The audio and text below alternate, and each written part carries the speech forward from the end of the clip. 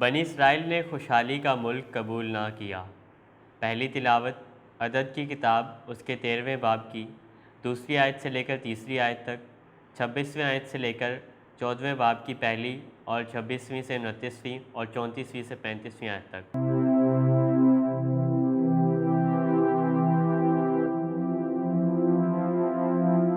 ایک دن خداوند نے موسیٰ سے کلام کر کے فرمایا کہ تو آدمی بھیج تاکہ وہ ملک کنعان کا جو میں بنی اسرائیل کو عطا کروں گا حال دریافت کریں۔ ہر ایک قبیلہ میں سے ایک آدمی ان کے آبائی قبیلوں کے مطابق جو ان میں رئیس ہیں بھیج۔ وہ ملک کا حال دریافت کر کے 40 دن کے بعد لوٹے اور موسیٰ اور ہارون اور بنی اسرائیل کی ساری جماعت کے پاس دشت فاران کے کادیش میں آئے اور ان کو اور ساری جماعت کو خبر سنائی اور ملک کا میوہ انہیں دکھایا، اور انہوں نے بیان کر کے کہا کہ ہم اس ملک میں جہاں تو نے ہم کو بھیجا گئے، وہاں در حقیقت دودھ اور شہد بہتا ہے اور یہ وہاں کا میوہ ہے، لیکن وہ لوگ جو وہاں پر بستے ہیں زور آور ہیں اور شہر فصیلدار اور بہت بڑے ہیں۔ اور وہاں ہم نے بنی عناق کو بھی دیکھا، اور عمالیکی نجبہ میں بستے ہیں، اور ہتی اور یبوسی اور اموری پہاڑوں پر رہتے ہیں، اور کنانی سمندر کے ساحل اور اردن کے کنارے پر بستے ہیں۔ اور کالب نے موسیٰ کے سامنے لوگوں کو چپ کرایا اور کہا کہ ہم چڑھیں گے اور ملک کو لے لیں گے، کیونکہ ہم کو اس کو لے لینے کی طاقت ہے۔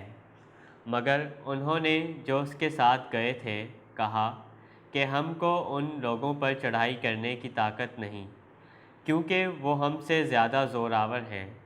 اور انہوں نے بنی اسرائیل کو اس ملک کی کہ جس کا انہوں نے حال دریافت کیا بری خبر دی اور کہا کہ وہ ملک جس کا حال دریافت کرنے ہم گئے ایک ایسا ملک ہے جو اپنے باشندوں کو کھا لیتا ہے، اور سب لوگ جو وہاں ہم نے دیکھے نہایت قداور ہیں، بلکہ جبار ہیں۔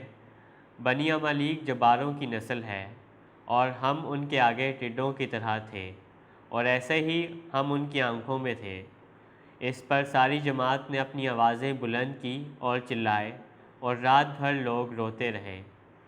تب خداوند نے موسیٰ اور ہارون سے کلام کر کے فرمایا کہ میں کب تک اس شریر اور میرے خلاف کڑکڑانے والی جماعت کی برداشت کروں؟ میں نے بنی اسرائیل کی شکایتیں سنیں جو وہ میرے خلاف کرتے ہیں۔ تو ان سے کہہ، خداوند فرماتا ہے، میری زندگی کی قسم، جیسا تم نے میرے کانوں میں کہا میں ویسا ہی کروں گا۔ اسی بیابان میں تمہاری لاشیں گریں گی، تم میں سے سب گنے ہوئے 20 برس اور اس سے زیادہ کے جو میرے خلاف کڑکڑائے، ان دنوں کے شمار کے مطابق جن میں تم نے اس ملک کا حال دریافت کیا، اور وہ 40 دن تھے، ایک دن کے لیے 1 سال ہوگا۔ تم 40 برس تک اپنی بدیوں کی سزا اٹھاؤ گے، تب تم جانو گے کہ میرا تمہیں چھوڑنا کیا ہے۔ میں خداوند ہوں، جیسا میں نے کہا ہے اس تمام جماعت کے ساتھ جو میرے خلاف جمع ہوئی میں ایسا ہی کروں گا۔ اسی بیابان میں وہ ختم ہوں گے اور یہیں مر جائیں گے۔ پاک کلام کے پڑھے اور سنے جانے پر خدا کی برکت ہو، خدا کا شکر ہو۔ جماعتی جواب: اے خداوند، مجھے اپنے کرم کے مطابق یاد کر۔ ہم نے اپنے باپ دادا کی طرح خطا کی ہے، ہم نے بدی کی، ہم نے شرارت کی ہے۔ مصر میں ہمارے باپ دادا نے تیرے عجائبات پر غور نہ کیا۔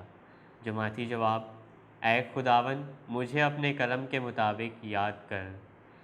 وہ جلد ہی اس کے کاموں کو بھول گئے اور اس کی مشورت کا اعتبار نہ کیا۔ انہوں نے بیابان میں حرص سے خواہش کی اور دشت میں خدا کو آزمایا۔ جماعتی جواب: اے خداوند، مجھے اپنے کرم کے مطابق یاد کر۔ وہ اس خدا کو بھول گئے جس نے ان کو بچایا تھا اور جس نے مصر میں معجزے کیے تھے، یعنی حام کی سرزمین میں عجائبات اور بحیرہ کلزم پر تعجب انگیز کام کیے۔ جماعتی جواب: اے خداوند، مجھے اپنے کرم کے مطابق یاد کر، اس لیے میں ان کو فنا کر دیتا اگر میرا برگزیدہ موسیٰ میرے حضور شفاعت نہ کرتا کہ میرے غضب کو انہیں فنا کرنے سے روک دے۔ جماعتی جواب: اے خداوند، مجھے اپنے کرم کے مطابق یاد کر۔